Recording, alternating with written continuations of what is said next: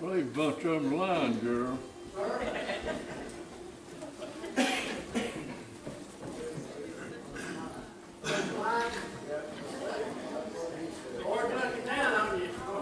Yeah.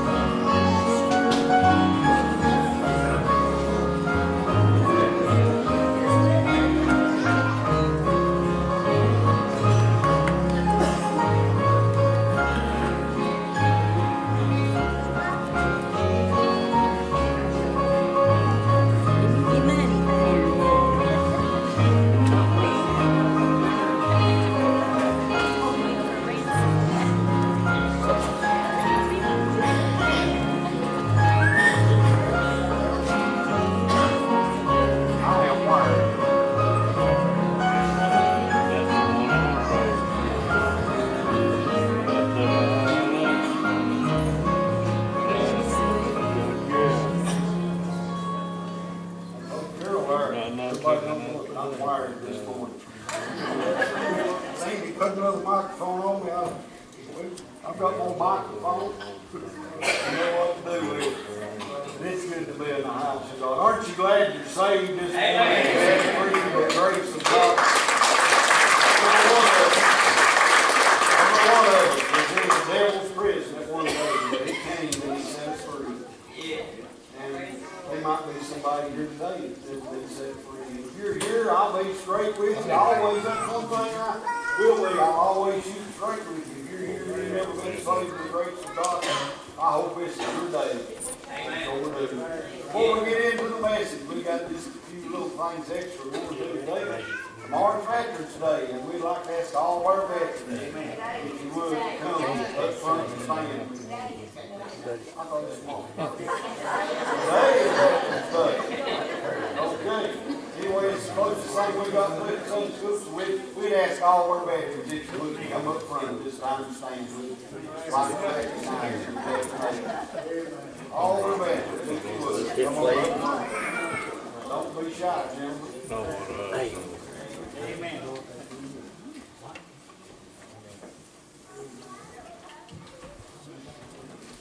Pray and Mary, if you guys come to the class,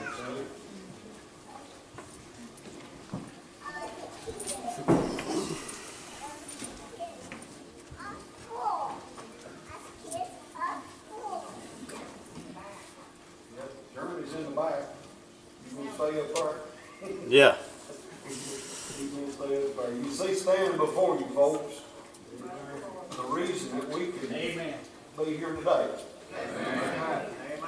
These men along with others have gave years of their life, many have gave their lives that we'd have right to come and worship today. And I personally, from the pulpit, I want to thank every one of you for your service and your sacrifice that you've done. Time away from your family, friends lost, the aches and pains that you had to go through since you were in service, scars emotionally that will probably never ever heal, but it's because of you. Now I'll say this, and we're going to say the pledges to the flag. Sandy's going to sing a song before you sit down. America might have fallen a long way, but let me tell you, it's still better. Amen. Anything this whole world's God. And I'm proud of my nation. We're so bad about putting things down. But I thank God for the good old USA. Amen. Still standing forward. Some say it's not a Christian nation. I'm here today to tell you it is a Christian nation. It's through the power of God. It's by His strength. The strength of those that have stood on the battlefield and fought for it. That it is what it is today. We're going to salute the two flags. We'd ask everybody to stand up. Let's turn toward the Christian flag first.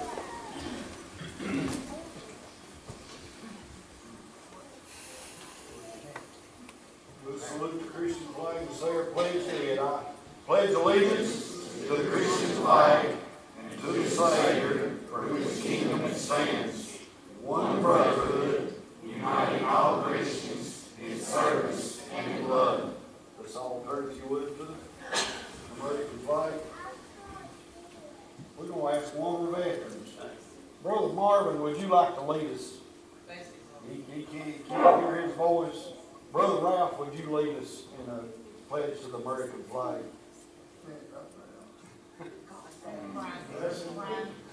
Brian, stand up on the pulpit here if you would, and lead us if you would in the pledge.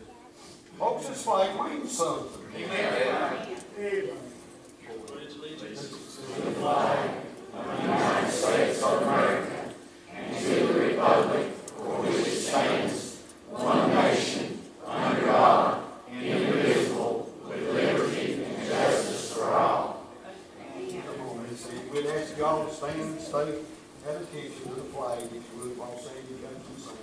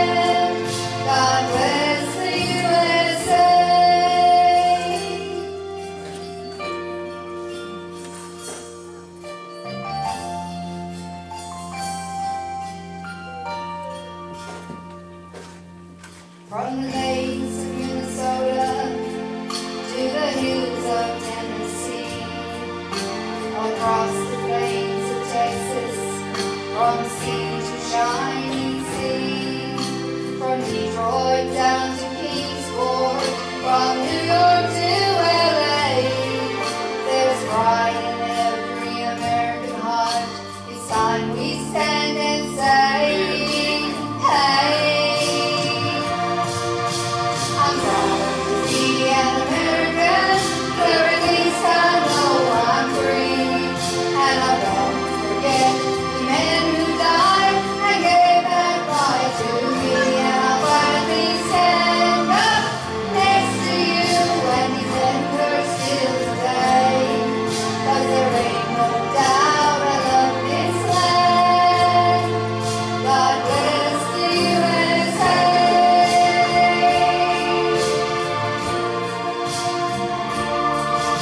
I'm proud to be an American, for at least I know I'm free.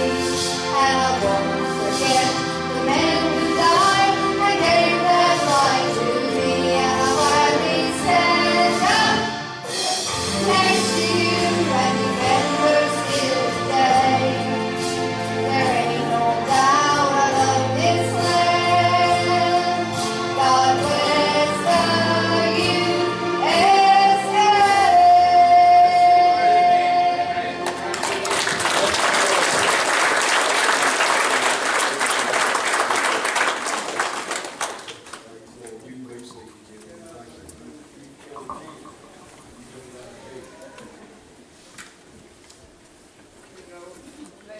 I'm proud of our country.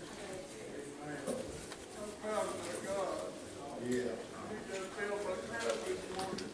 And he loaded me down. I'm glad when I joined the Army.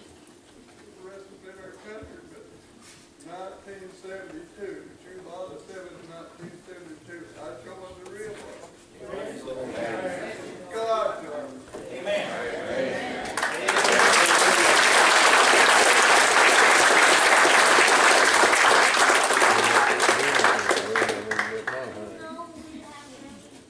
is blessing our nation.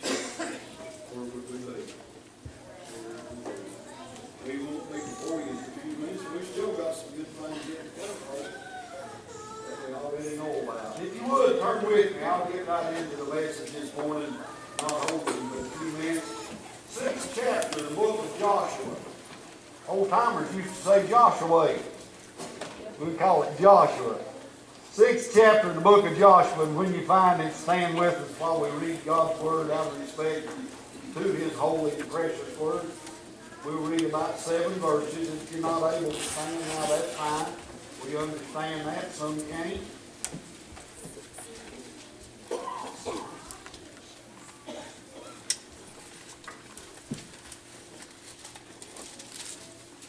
When you do find it, we all stand, look down with me about the 10th verse.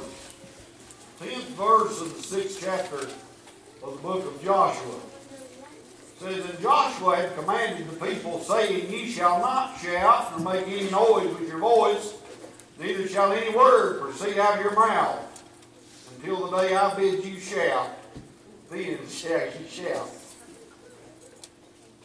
So the ark of the Lord compassed the city going about it once, and they came into the camp and lodged in the camp.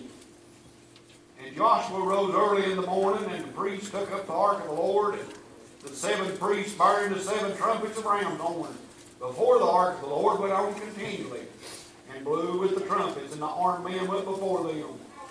But the rearward came after the ark of the Lord, and the priests going on and going with the trumpets. And the second day they compassed the city once, and returned into the camp. So they did 6 days.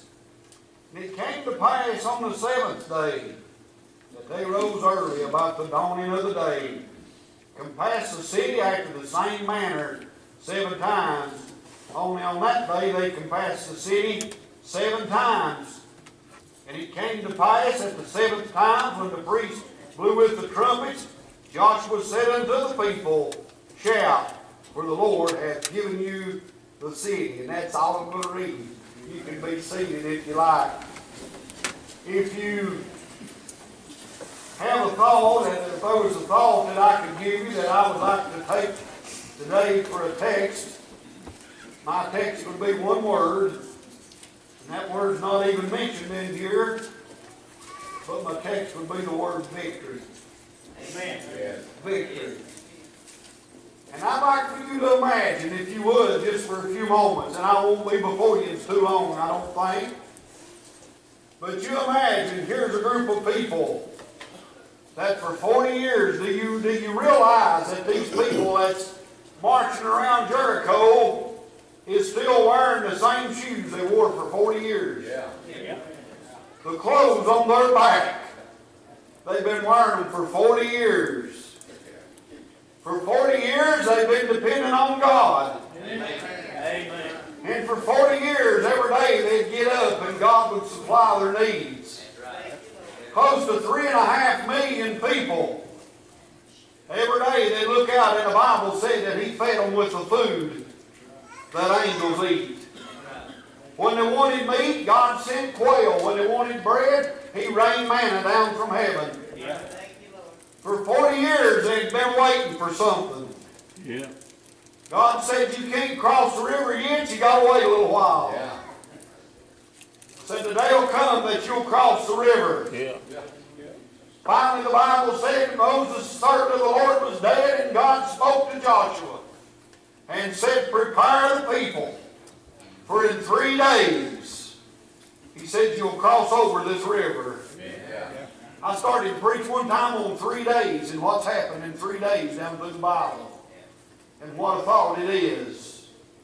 They'd waited for 40 long years. And all of a sudden Joshua comes up and he said 3 days and we're going to cross the river. They crossed the river, and you think about it, they camped that night in Gilgal and they ate from the old corn of the land, and the minute they did, the manna stopped falling. It was time for something else to take place. God, if you want to go back about 470 years before that, He spoke to old Jacob, and He said, now Jacob, the land that, I'm just giving you a little history now, He said, the land that you're walking in, He said, I won't give it to you, not so much as an inch of it. But He said, out of your loins will come a great nation. And He said, all this land that you're walking in, He said, I'm going to give it to them as an inheritance. Howbeit there will be a nation that will take them into bondage. And He said, that nation will I judge for 400 years. It went on down, oh boy, out on the side of the mountain. Out there it was. He was tending sheep, and he saw a great sight, and he said, I'll draw nigh unto this sight, see what's a-happening. He drawed nigh unto that bush that was burned but not consumed, and boy, he heard something that hadn't been heard in a while. He heard the voice of God speaking. He said, I've heard the cry of my people down in Egypt. Let me tell you, when we get a hold of God, things start happening. Did you know that? You get a hold of the Lord, but when you hear Him start speaking, you better get ready. Something's going to turn loose. Amen. 470 years they've waited.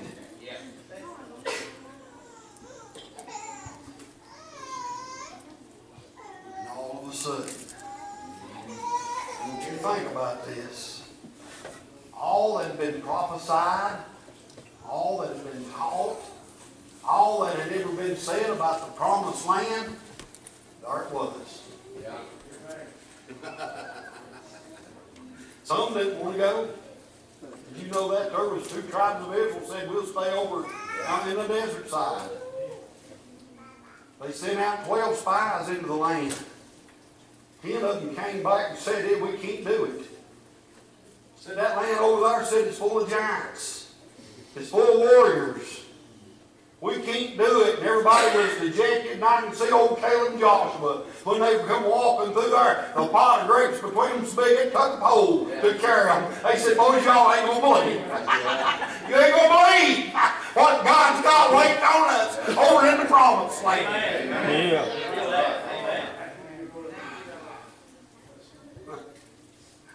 All of a sudden, there it was. Joshua told them, said, we got to do this God's way now. Folks, if you don't do it God's way, you're not going to prosper. The Bible put it another way. It said, except the Lord build the house, they labored in vain that build it. Well, let me tell you something. It turned it around, and he said, know this, that your labor is not in vain in the Lord. There it was. Can you imagine that sight, that great city that they built walls so thick around the city of Jericho that there was houses built on the wall? Impenetrable. They didn't have bombs like we have today. And this was just, it wasn't a bunch of warriors anyway. You think about it. As when it comes to the ways of the flesh, they were so poor they couldn't even buy new clothes to go on their back. They didn't know how to fight. But they know to follow God's voice. Amen. That's what I want you to think about. And they went out there, and most of them had never seen the city of Jericho. Joshua said, get ready tomorrow. We're going out, we're going to go around this city. He said, don't nobody utter a sound. And I can imagine them. I thought when they left Israel, there was 650,000, I think, able to draw sword that left Egypt. And I don't know how many there was here, but I would imagine it was between that and 1 million people. Can you imagine them people in Jericho on top of their safe walls and inside of their safe city? And they knew they were coming. The Rahab the harlot had told them, said, it's already been told that you're close, in other words, and said, men's hearts are stricken with fear. And I could see them great warriors down there in Jericho that had been trained to fight when they seen that bunch of what looked like vagabonds come across the hill. All they had was a little gold box. 4 priests had it on through staves, had rods through the staves, had it carried on their shoulders.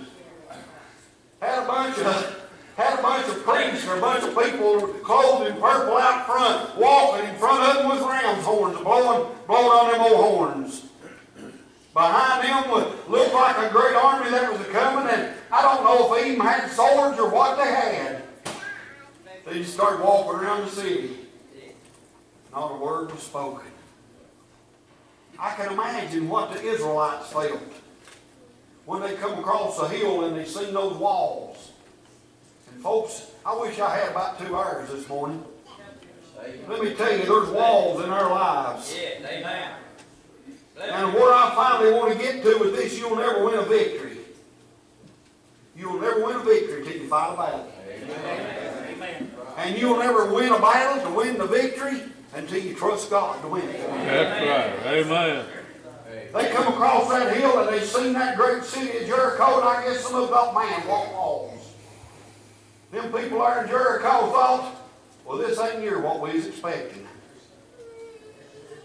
We was expecting a great army to come at us, and here's a bunch don't even have good swords, probably carrying sticks and slings or whatever they had.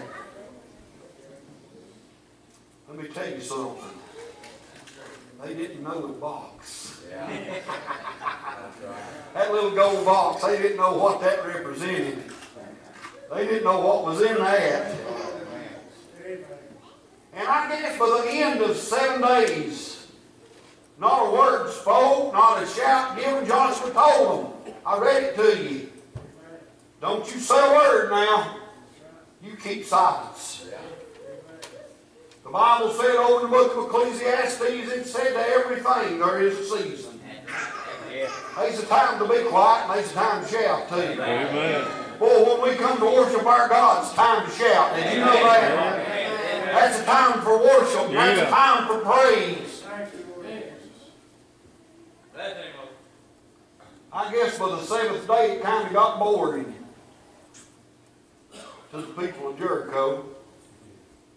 They ain't going to do nothing. All they going to do is come out here every day and walk around the city and go home. They think that's going to scare us. There was something different on the seventh day. Do you realize that the number 7 is God's perfect number? Sometimes we got to wait for God. Whether it's in our prayers or in our worship or in our battles or whatever we do. Sometimes we got to wait on God, folks. Yeah. And that final day, when we went around at the 7th time, I could see old Joshua jumped up on a stump somewhere, and he said, "Okay," and let her out. Time to shout. Folks, let me tell you, it's about time to shout. Yeah. But you know what? When God gives us victory over our troubles and over our trials, it's time to shout. Amen. Yeah. I want you to notice. They hadn't been shot fired. They hadn't been a stone slung. Hadn't been an arrow shot. Hadn't been nothing. But I want you to notice what Joshua said. He said, "Shout, for God has given you the city." Boy, sometimes we got to claim it before we see it. Did you know that? Yeah. I ain't never seen heaven, but let me tell you, God's done give it to us. Yeah. We need to be shouting victory today. I can imagine that bunch that was in Jericho there. I guess they thought they ain't going to do nothing 7 days and ain't nothing happened. But I want you to look and you read on down through there what the Bible says. I wonder how they felt when they was standing in their stronghold, standing on top of their wall, and all of a sudden that very thing that had been protecting them started crumbling and falling down. Let me tell you, God can tear the walls down if we trust Him to do it. He can give us victory. We done got victory, folks. Sometimes we don't realize it. I know the Bible says this now. If I can go on for just a few minutes, the Bible said it's appointed unto man once to die, and after death the judgment. But we've got one that gave us victory over there. I might have to lay down the walk of this life, but the Lord got up on the 3rd and appointed morning like He said He would, and He said, "Now, grave," He said, "where's your victory? Death, where's your sting? I've got victory over death, hell, and the grave. I don't have to worry about it. He getting becoming the first fruit, and not only the first fruit, but He's coming back, the head of the fruit, into the corner, and we'll be part of it." We got victory. We have troubles, trials, and tribulations down here, just like everybody else does. Being saved don't get you out of troubles. But it gives us one that'll give us victory. We read over in Job last Wednesday night. We was all studying over in Job. Did you know that he gives a Christian's prayer preference? Did you know that? He hears your prayers. He says, "That's one mind down there. If you got a problem, take it to the Lord. If there's a wall in your life, He can tear it down." He says, "I've been down so long, preacher, I ain't felt the victory." You can have victory. If you turn it over to God, He'll tear the walls down. Yeah. Amen. You ever get to the place, think you ain't got nothing to fight with? You look. You read. Read on after where I stopped. Them walls fell down and every man went straight up before him into the city. There wasn't a shot fired, but they took it. You talk about not having anything to fight with. Old David didn't have nothing but a sling and 6 stones, or 5 stones. He had 4 more than he needed. And God, He never shortchanged you. That's what I'm telling you. God's already gave us the victory, whether we realize it or not. The devil might give us a hard time. He might put walls in our life. He might give us trials and troubles and tribulations and sickness and all of that to go through with. But there's going to come a day that I'm going to see a city that's got a wall like you ain't never thought about. It's going to be 144 miles high, 144 miles wide, 144 miles long. It's going to have 12 gates. And boy, when we see that, we'll know finally alive. Amen. He'll say, enter in, thou good and faithful servant. Been faithful over a few things. I ain't been much, Gene, but I'm saved. Amen. That's the one thing that I know. People says, I'll have this crown, I'll have that crown, I'm going to cast all my crowns at Jesus' feet. I don't know what I'll have, but I'll do know one thing, I'm going to get there. I'm going to get through. I've already won the victory. The devil keep doing nothing about that. It's like Christ said, I and you and me, I and the Father and me. The devil can't get to me no more. I'm covered by the blood of the Lamb, and he can't get there no more. I've got the victory. Folks, we as Christians have got more victory than we give account for sometimes. We forget how much God blesses us, just what he has given us. Say, preacher, I felt the Spirit this morning. That's more than the world can feel. Did you know that? The world don't feel that. You say, I can stand up and say I'm glad I'm saved. The world can't say that. You say, well, when I have troubles, I pray. The world can't do that. They ain't got anybody to pray. Look at the victory that God has gave us. And we'll only claim it. Let's all stand. Raven, come on if you would. I could go on for 2 hours. I meant to quit 10 minutes ago, but then somebody may be seeking that victory today. Saved or lost, I don't know. Somebody might be seeking that victory. We want to give you a chance. Somebody might just need to come and pray. I don't know. Folks, we'd be wrong to leave this church without an altar call. This I'll promise you, and everybody that knows me as pastor knows how I feel. You'll never come and pray alone. There'll be somebody bow down beside of you and pray with you. We'll see that. Somebody needs to pray. Go ahead, Raven. Somebody might be lost. Let me do this.